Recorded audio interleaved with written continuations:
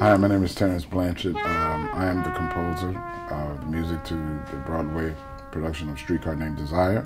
The motivating thing behind working on this project is, first of all, the story.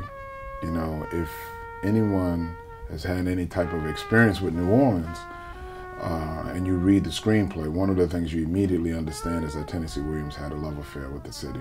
Not properly dressed. Oh, that don't make no difference here in the quarter. The city, described by a dear friend of mine, is she calls it a city of moments. And you really get that when you read Tennessee screenplay.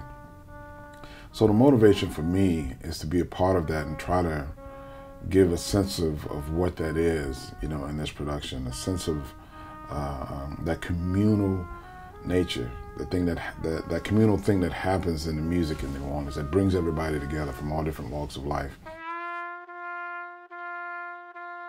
Well, the process of this for me was really dealing with the story, you know, and trusting it, because it's not like working on a film where I have the entire thing in front of me.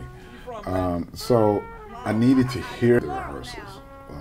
As soon as I heard the voices, then I said, oh, okay, I see the direction that they're going. I can get a sense of the flavor and the style and the speed of the production. Well, the first challenge of working on this play is that it is a streetcar named Desire, and there are a lot of people who have their own history and relationship with the production and the film. The first thing I thought of, okay, well, let me not be influenced by that.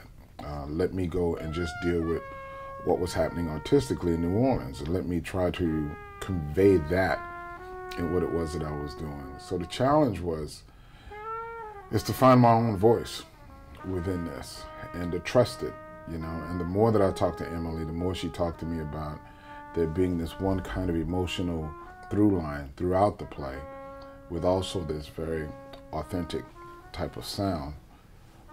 The boy died. I'm afraid I'm going to be sick.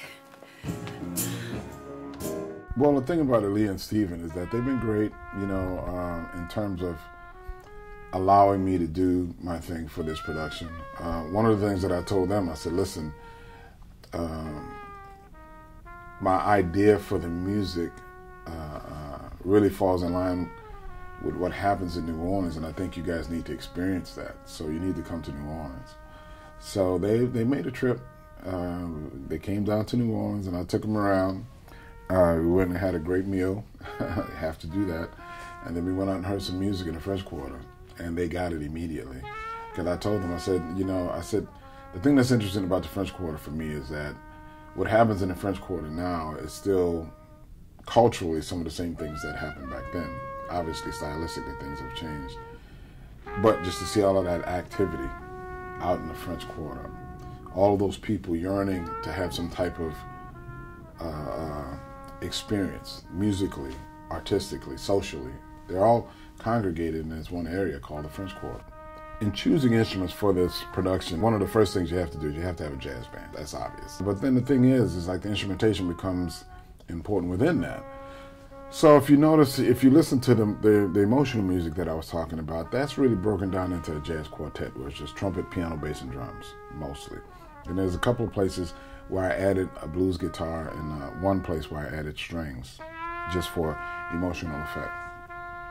But for some of the other things, it's more of that communal sound that I was talking about. So you will hear trumpets and trombones with guitars and tambourines and hand claps and all of this other stuff, because that's more of how all of these communities come together to have a social event in New Orleans. And all of those choices were made based on what actually occurs in those situations. You know, I looked at Streetcar as being a slice of life, you know, from that community. And what I wanted to bring to it was the experiences that people would have just on a daily basis in the city. And I know it sounds kind of crazy because there's just a lot of music going on, but when you think about the French Quarter, that's what happens. That's what happens in the French Quarter. That's what life is about in the French Quarter. The main thing that I'd like to say about this particular production is that I look at it as being a brave statement. Emily Mann took a lot of chances with the multiracial cast. I just wouldn't want people to come to this production with any preconceived notions based on prior experiences, either with the movie or any other type of production of this play.